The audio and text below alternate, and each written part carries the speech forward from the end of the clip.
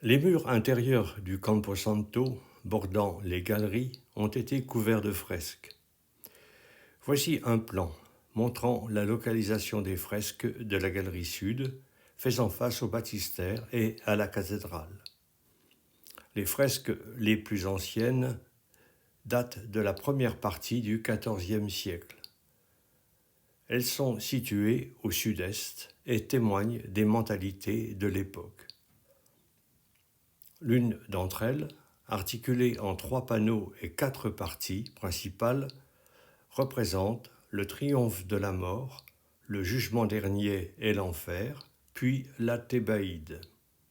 Cette vidéo sera consacrée à la première d'entre elles, relatant le triomphe de la mort. On dispose à Pise de 2 représentations de cette fresque correspondant aux phases de son élaboration et aux techniques employées pour sa réalisation. Dans un premier temps est dessinée une ébauche préparatoire au moyen d'un pigment rouge sur le mur de briques enduit d'une première couche de plâtre. Cette couche, pourvue du dessin, est appelée synopie. Puis, le dessin est décalqué et reproduit sur une seconde couche de plâtre apposée sur le mur. Cette seconde couche sera peinte sur le plâtre encore humide afin que la couleur s'y incruste. Or, en 1944, le Camposanto fut bombardé. La seconde couche portant la fresque se détacha par morceaux du mur et tomba sur le sol. Cela permit de redécouvrir la synopie. Celle-ci fut à son tour détachée et exposée dans un musée spécifique de la Piazza del Duomo, où il est possible de la voir. Ensuite, on reconstitua la fresque proprement dite à partir des fragments retrouvés pour la poser à nouveau à son emplacement d'origine. L'œuvre a été récemment attribuée à un peintre florentin appelé Buonamico Buffalmacco, sans cependant que cette identification soit vraiment avérée. Un autre peintre, Francesco Traini, pourrait aussi en être l'auteur. Quel qu'il soit, l'auteur de cette fresque était probablement un disciple de Giotto. En effet, le triomphe de la mort révèle l'utilisation des mêmes procédés que ceux employés par Giotto. Il suffit pour le montrer de comparer la peinture représentant saint François recevant les stigmates de Giotto et des extraits du triomphe de la mort.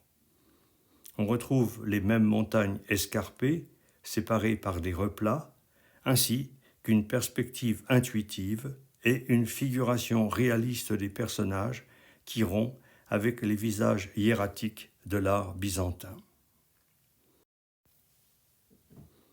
Passons maintenant à la description de la fresque du triomphe de la mort. La lecture de cette fresque n'est pas évidente, car elle associe des scènes n'ayant guère de rapport étroit entre elles, tout en racontant une histoire cohérente qu'il convient de retrouver. Le but de son concepteur est d'amener les chrétiens venus sur la sépulture des défunts de leur famille à s'interroger sur le sens de la vie et de la mort. Son thème principal est axé sur le memento mori. Souviens-toi que tu es mortel, qui était à la base de la prédication des dominicains à cette époque. La première scène est une illustration d'un récit moralisateur du XIIIe siècle appelé le dit des 3 morts et des 3 vifs, dont je présente une illustration du manuscrit de Nicolas de Margival. Ce récit relate la rencontre entre 3 jeunes seigneurs et 3 cadavres et peut se résumer à une seule phrase : « Nous étions tels que vous êtes, vous serez tels que nous sommes. » La fresque du Camposanto montre une troupe de seigneurs et nobles dames cheminant à cheval. L'un d'entre eux porte un faucon, une femme tient un petit chien dans ses bras. À leur tête est figurée une reine. ils sont soudain arrêtés par une horrible scène que leur montre un chevalier. 3 cadavres dans leur cercueil barrent leur chemin. Le premier, un prélat, possède encore l'intégrité de son corps. Le deuxième montre que la décomposition du corps a commencé. Le troisième n'est plus qu'un cadavre. En outre, les 3 corps sont environnés de serpents, allusion à la présence du diable. À cette vue, la reine semble ressentir douleur et angoisse, tandis que son voisin se bouche le nez pour échapper aux exhalaisons putrides. Une autre femme, choquée, porte la main sur le cœur. Même les chevaux semblent horrifiés. C'est alors qu'un ermite qu'on dit être saint Macaire, descendu par le chemin, s'approche. Il tient à la main un phylactère qui contient ces paroles que je traduis ainsi. Si votre esprit a pris conscience en regardant ce qui est ici, la vanité sera vaincue et vous verrez en vous la mort de l'orgueil.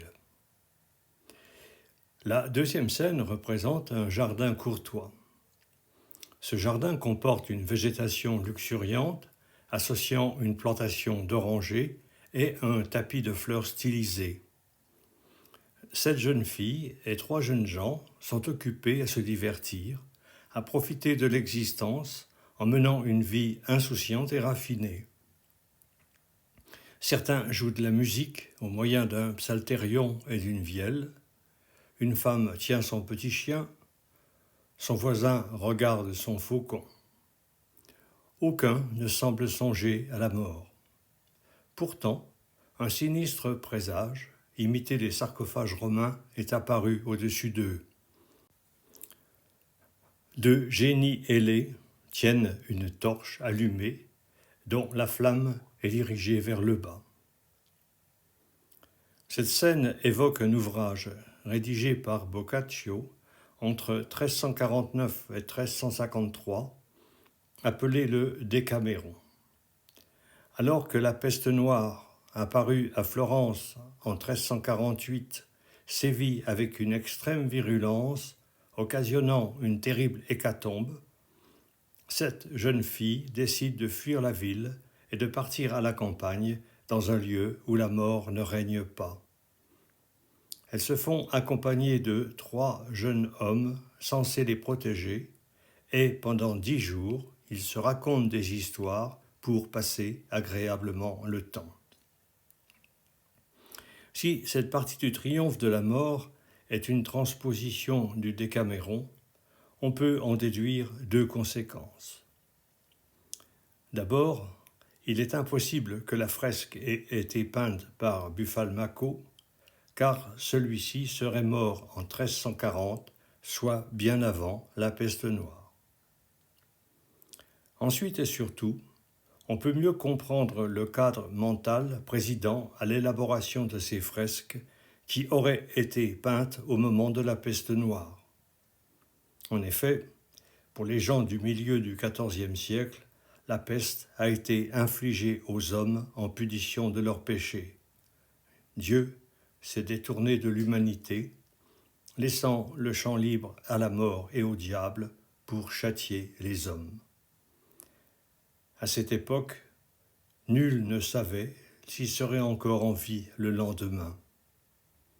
Cette ambiance morbide est parfaitement relatée sur la fresque du Camposanto. Pour les 10 jeunes gens de la fresque, le présage des torches renversées se révéla exact. En effet, la mort s'apprête à fondre sur eux. Elle est figurée comme une femme âgée, ailée, aux longs cheveux blancs, portant une longue tunique. Elle tient une faux à la main, qui lui sert à faucher les vies. La représentation de la mort du Camposanto en tant que femme est assez particulière. Plus tardivement, la mort sera toujours figurée sous la forme d'un squelette encore entouré de son linceul. Au pied de l'allégorie de la mort, les morts et les mourants s'accumulent. La plupart sont des puissants. On discerne un pape, un évêque, un roi, un moine, une moniale, un chevalier, une femme noble, un marchand, un lettré, et même un musulman portant un turban. Par contre, la mort épargne toute une série de pauvres gens, de mendiants, de malades et d'éclopés, qui en ont assez de cette vie de souffrance et aspirent à la mort. Le phylactère que l'un d'entre eux tient exprime leur souhait. La prospérité nous a laissés. Ô mort, remède de toute peine, viens nous donner la dernière scène. Cette caractéristique ne se produit pas sur les autres représentations du règne de la mort, et en particulier sur les danses macabres, où tous, riches comme pauvres, puissants comme humbles, sont entraînés par la mort. Sur la fresque du Campo Santo, la mort semble, au contraire, effectuer une distinction entre ceux qui, par vanité, par orgueil ou par souci d'hédonisme, oublient qu'ils sont mortels, et ceux qui le savent. Au-dessus du tas de morts, le ciel est empli d'anges et de démons, effectuant un ballet désordonné et se disputant les âmes des morts.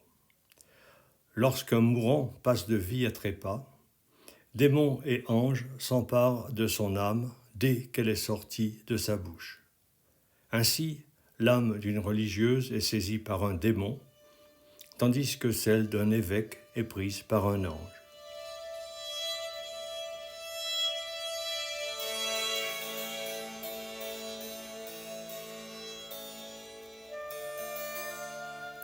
Démons et anges sont figurés avec des ailes. Les démons se reconnaissent à leurs pattes palmées ou en forme de sabots, à leurs ailes et leur tête de chauve-souris, à leur corps de bouc ou même de serpent. Les démons traînent certaines âmes par les cheveux ou par les pieds. D'autres sont ficelés par les jambes à un bâton que porte le démon. Tandis que les démons se dirigent vers la gauche, les anges conduisent des âmes vers la droite. Certains anges comportent 2 ailes, d'autres, les chérubins, en ont 4. Ils tiennent les âmes comme des bébés qu'on cajole. Au milieu de cette partie de la fresque, un ange et un démon se battent. L'ange rendit une lance pour transpercer le démon. En dessous, un chérubin et un démon se disputent l'âme d'un moine, reconnaissable à sa tonsure. Comment s'effectue le partage des âmes entre démons et anges ? Cette scène fait allusion à la croyance en un jugement particulier intervenant après la mort. C'est ce qu'explique la banderole que tiennent 2 anges qui rappellent qu'il faut toujours penser à être prêt afin que la mort ne nous arrive pas en état de péché mortel. C'est sans doute le cas des âmes prises par le démon, qui sont conduits au sommet d'une haute montagne, crachant le feu, figurant les bouches de l'enfer, ou peut-être celles du purgatoire, dont la reconnaissance officielle par l'Église date seulement du Concile de Lyon de 1274. Être toujours prêt est donc, selon la banderole tenue par les anges, le mode de vie idéal. Pour l'illustrer, la fresque montre l'exemple d'ermites qui vivent en paix aux abords d'une chapelle dans un paysage où coexistent harmonieusement les hommes et les animaux. C'est de cet ermitage qu'est descendu l'un d'entre eux pour rappeler à ceux qui l'oublient la maxime du memento mori, souviens-toi que tu es mortel.